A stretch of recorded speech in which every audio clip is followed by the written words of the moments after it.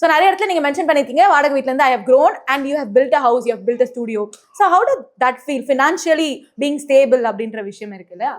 Financially நம்ம stable ஆகிற விஷயம் வந்து ஒரு பியூட்டிஃபுல்லான விஷயம் அது லைஃப்பில்.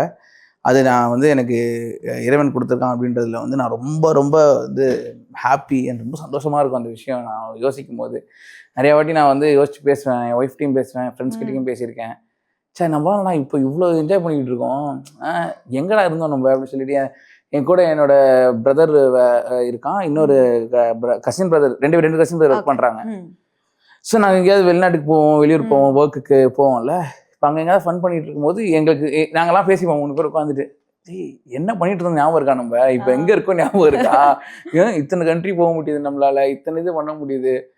ஸோ இந்த சேஞ்ச் வந்து பார்த்தீங்கன்னா இட்ஸ் பியூட்டிஃபுல். லைக்